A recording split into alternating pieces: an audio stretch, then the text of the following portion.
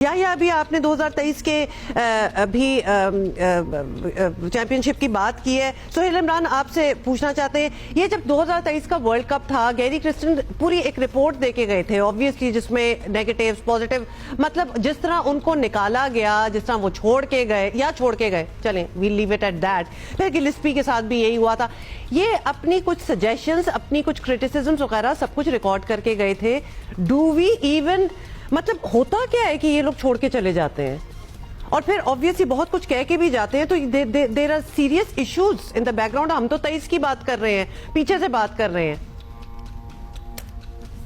2023 के बाद 2024 में थे गैरी कर्स्टन, जो T20 वर्ल्ड कप हुआ था यूएसए और वेस्ट इंडीज में, उसमें पाकिस्तान टीम पहले ही राउंड से बाहर हुई थी। और उसके बाद डेफिनेटली जो गैरी कर्स्टन और जेसन गिलिस्पी जिस अंदाज से गए, मेरा नहीं ख्याल कि उनको इतनी तफसीली रिपोर्ट बनाने का मौका मिला था। लेकिन 2024 का जो T20 वर्ल्ड कप था, उसके बाद जिस तरह की रिपोर्ट या जिस तरह की ड्रेसिंग रूम में की गई गुफ्तगू बाहर भी आई थी, हम लोगों ने रिपोर्ट भी किया था और उसमें बताया था कि जिस तरह का खिलाड़ियों का एटीट्यूड है, वो उस तरह खेलना नहीं चाहते, उसके ऊपर बिल्कुल अमल दरामद नहीं हुआ था। और प्लेयर्स ने उसके ऊपर बड़ा ही बुरा मनाया था कि किस तरह ये बातें बाहर आई, ये ड्रेसिंग रूम की बातें थी। उसमें आईना दिखाया था गैरी कर्स्टन ने इन तमाम सुपरस्टार्स जो बने हुए हैं इस वक्त, जो मेन अपने आप को समझते हैं, ये चारों के चारों 5-6 कह लें इनको, ये तो सारे के सारे वहीं बैठे हुए हैं।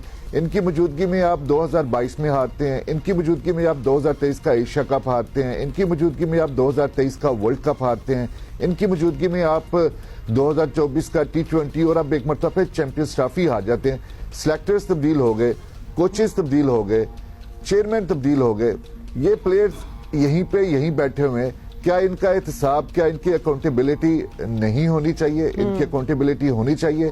जो गैरी कर्स्टन ने, मैं तो कहूंगा कि जो गैरी कर्स्टन ने यूएसए में पहले राउंड में बाहर होने के बाद जो ड्रेसिंग रूम में आखिरी गुफ्तगू की थी, उसको मनोअन जो है वो सामने लाना चाहिए। उसको इनको प्लेयर्स को दिखाना चाहिए कि ये आप लोगों का बिहेवियर था। एक दूसरे के साथ वो मिलते नहीं है, ये भी गैरी कर्स्टन ने बताया था। एक दूसरे के साथ प्लानिंग का हिस्सा नहीं बनते, तब बताया था। इनके बड़े ईगोज के मसले हैं, इनके बड़ी अनापरस्त हैं ये लोग सारे, और इन लोगों को हम लोगों ने ही बनाया हुआ है, इन लोगों को मीडिया ने बनाया हुआ है, लोगों को फैंस ने बनाया हुआ है। अब उनको तकलीफ ये हो गई थी, ये है कि इनके खिलाफ बोल्ड स्टेप होगा, इनके खिलाफ बोल्ड स्टेप होगा, ये मैं आपको बता रहा हूँ, मैं आपको बता रहा हूँ। ये भी अच्छा, हमारे घर में हम जानना चाहते हैं वो बोल्ड स्टेप क्या होगा, क्या होता है, मतलब व्हाट डज इट मीन?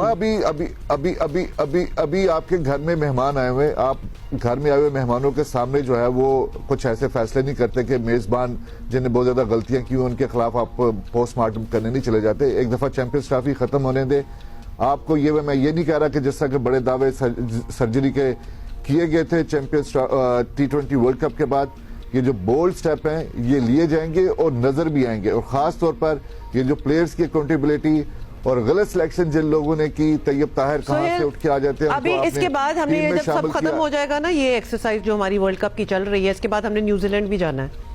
आपका मतलब है जो भी तो उसके लिए क्या हमारे पास क्या कोई सरप्राइजेस होंगे टीम में?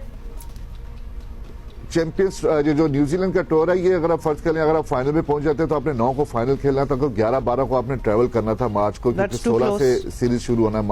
अच्छा, वो उसमें तो आपने सोचा नहीं हुआ था। लेकिन अब आपके पास आप अंदरूने खाना जो बैठ के जो आपने प्लान करना होगा वो प्लान कर लेंगे। मुझे तो ये भी अंदाजा हो रहा है कि कुछ खिलाड़ी जो हैं वो दस्तबरदार हो जाएंगे, वो कह देंगे कि जी नहीं, अभी हम इस टूर पे जाना नहीं चाह रहे न्यूजीलैंड के लिए। मुझे ये भी सुनने में आया कि कुछ प्लेयर ये भी प्लान कर रहे हैं कि नहीं जी नहीं, हमें मेंटली ये है, मेंटली वो है, हमारे ऊपर बहुत ज्यादा साबिक क्रिकेटरों ने दबाव डाल दिया है, हम इस फ्रेम ऑफ माइंड में नहीं है कि हम खेल सके। वो कुछ भी अपने मैनेजर्स के थ्रू, अपने एजेंट्स के थ्रू, ये देखिएगा अगले 1-2 रोज में खबरें आना शुरू हो जाएगी। ये इसी बात की तो प्रॉब्लम है कि एक एक करके अपनी सुनाते हैं, but you are there to do a job. मतलब नॉट कि आप कितने कंफर्टेबल हैं और कितने नहीं हैं और मेंटल स्ट्रेस है, you are here to do a job. ये एक्सक्यूजेस हैं, व्हाट इज दिस? ये बहाने हैं। आई एम सॉरी टू से, या डोंट यू थिंक इस वक्त अप टिल ये पूरा जो अभी मरहला चैंपियनशिप का हो रहा है, यहां से लेके आगे हमने न्यूजीलैंड भी जाना है। आई एम सॉरी, लेकिन हम वेले बैठे हुए हैं ना, हमारे प्लेयर्स के पास कुछ खास है करने को, ना हमारे सिलेक्टर्स के पास है। मतलब we are out of the championship anyway, we are out of the tournament. अब हमारे पास बहुत टाइम है। अब जब हम उनके खिलाफ कोई बात करते हैं कि कुछ करने की, और खिलाफ क्या, अकाउंटेबिलिटी की बात हो रही है, तो वो अपने बहाने बनाना स्टार्ट हो जाते हैं कि जी अभी वी आर नॉट रेडी है हमारा। या क्या कहेंगे इस बारे में? देखिए हुमा, ये क्रिकेट बोर्ड जो है ना, वो वजीर आजम पाकिस्तान के बाद पाकिस्तान में जो सबसे ज्यादा स्पॉटलाइट में होता है बंदा, वो पाकिस्तान क्रिकेट बोर्ड का चेयरमैन है। तो ये एक बहुत संजीदा जगह है, और मैं ये कहूंगा कि अब भी वक्त नहीं गुजरा सैयद मोहसिन रजा नकवी साहब को संजीदगी से काम करने की जरूरत है। बड़ी बड़ी बातें करने की जरूरत नहीं है, सर्जरी कर देंगे और अब देखिएगा कि लोगों का डब्बा गोल कर देंगे। भाई कोई बड़ी बड़ी बातें करने की जरूरत नहीं है। टीम हारी है, दुनिया में टीमें हारती हैं, जो परफॉर्म नहीं करेगा उसकी जगह नए बच्चे आ जाएंगे। बात बहुत स्टेट है, और उसके बाद एहतसाब का अमल होना चाहिए। आप अपनी टीम के साथ शुरू करें ना। एक नया बयानिया शुरू कर दिया गया बनाना के जी सिलेक्शन कमेटी ने सही सिलेक्शन नहीं की। मैं आपसे पूछना चाहता हूं मां, आप 2 मैच खेले ना, उसमें फहीम अशरफ खेला ना, उसमें उस्मान खान खेला, जिनके ऊपर सबसे ज्यादा बात हो रही थी, वो तो खेले ही नहीं, तो सिलेक्शन कैसे गलत हो गई? आपके ड्रेसिंग रूम में बैट्समैन नहीं चल रहे। बैटिंग कोच कौन है आपका? उनका नाम है शाहिद असलम साहब, जो पिछले 20 साल से पाकिस्तान क्रिकेट में मौजूद है। आप बात कर रहे हैं पाकिस्तान क्रिकेट को ठीक करने की। देखिए पाकिस्तान क्रिकेट टीम कभी हारेगी कभी जीतेगी, ये एक बहुत आम सा 2 टीमें मैदान में होता है। यही तो प्रॉब्लम है, हमें हारने से कोई प्रॉब्लम नहीं है। We don't mind. बात दरअसल ये है, नदीम खान मौजूद है पाकिस्तान क्रिकेट बोर्ड के अंदर, एहसान मानी साहब आए तो 6 टीमों के फॉर्मूले को लेकर आ गए। अब मोहसिन रजा नकवी साहब आए तो चैंपियंस कप पे आ गए। आपके चैंपियंस कप पाकिस्तान क्रिकेट को ठीक कर देगा। तो जरा मोहसिन रजा नकवी साहब ये भी बताए ना, उन मेंटोर से पूछ के, क्रिकेट बोर्ड में जो सूरमा बैठे हुए हैं उनसे पूछ के कि ये जो 2 चैंपियंस कप हुए हैं, वो कह रहे थे कि अब इनसे टीम सिलेक्ट होगी। तो कोई प्लेयर आया उन चैंपियंस कप से? फिर उसके बाद आप मुझे बताइए, जिस क्रिकेट बोर्ड में अंडर 19 क्रिकेट ही नहीं हो रही, तो मोहसिन रजा नकवी साहब पाकिस्तान क्रिकेट को कैसे देख रहे हैं? देखिए बात दरअसल ये है कि मोहसिन रजा नकवी साहब क्रिकेट टीम के खिलाड़ियों से मिल रहे हैं। आप कह रहे हैं ये 5 खिलाड़ियों का टोला है, आप तो मिलने गए थे उन खिलाड़ियों से। दुनिया में कोई क्रिकेट बोर्ड का चेयरमैन है जो खिलाड़ियों से मिलता है? ये एक रस्म चली आ रही है, एक रिवायत चली आ रही है। चौधरी जका अशरफ, नजम सेठी, जो चेयरमैन बनता है फौरन ड्रेसिंग रूम में पहुंच जाता है। भाई आपका ताल्लुक नहीं है, आप क्रिकेट बोर्ड के सरबराह बन गए, आपको चीजों को देखना चाहिए। जब आप खिलाड़ियों बाउंड्रीज नहीं है, हमारी बाउंड्रीज नहीं है। You are very right. और दूसरा ये जस्ट जाते जाते ये कह दें कि हमें हारने से कोई प्रॉब्लम नहीं है, हार जीत होती रहती है हर गेम में, बट द फैक्ट इज हम खेल ही नहीं रहे।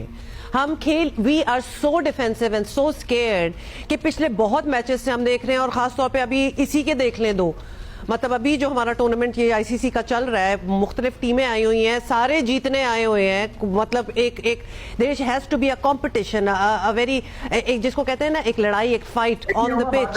हम तो खेल ही नहीं रहे। ट्रॉफी में 8 टीमें खेल रही है ना, इस आईसीसी चैंपियंस ट्रॉफी में 8 टीमें खेल रही है। भारत की टीम सेमीफाइनल से आगे नहीं जाएगी, मार्क माय वर्ड, भारत की टीम सेमीफाइनल से आगे नहीं जाएगी।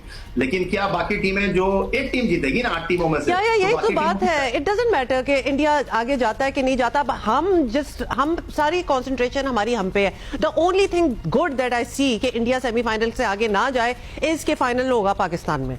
आपको पता है इंडिया की वजह से ये भी मसले सारे पड़े हुए हैं। मैं ये बात ही नहीं कर रहा कि पाकिस्तान में फाइनल होगा। मैं ये बात नहीं कर रहा, मैं ये कह रहा हूं कि इंडिया की क्रिकेट इस वक्त इतनी है कि वो सेमीफाइनल से आगे बढ़ेंगे नहीं, क्योंकि जो टीमें इस वक्त आई हैं वो बड़ी तगड़ी टीम है। लेकिन मैं दोबारा से आपको बोल रहा हूं कि देखिए, जो टीमें खेलने आई है ना, एक टीम जीतेगी टूर्नामेंट, बाकी टीमें नहीं जीत सकती, तो ट्रॉफी तो एक ही टीम के लिए। मैं सिर्फ ये कह रहा हूं कि भाई क्रिकेट बोर्ड का जो चेयरमैन है, वो जिन लोगों को लगाया उनकी अकाउंटेबिलिटी तो करे ना, कि भाई ये जो मेंटोर्स के ऊपर इस वक्त पूरा सियासतदान बात कर रहे हैं, एक्स क्रिकेटर बात कर रहे हैं, इसीलिए बात कर रहे हैं, आपने उनको इतना बड़ा बना दिया। Got it, yeah, we are short on time, but thank you so much, we got your point. Sohail Imran, thank you for being us. मतलब बाकी टीमों की हम बात कर रहे हैं, बड़ी तगड़ी टीमें, हमें अपने से प्रॉब्लम है, हम तगड़े नहीं हैं। आई विश कि हम भी वहाँ होते जहाँ बात हो रही होती कि हमारी भी टीम बड़ी तगड़ी है। So good on everybody else, हम सिर्फ अपनी इंट्रोस्पेक्शन कर रहे हैं कि हमें क्या हुआ।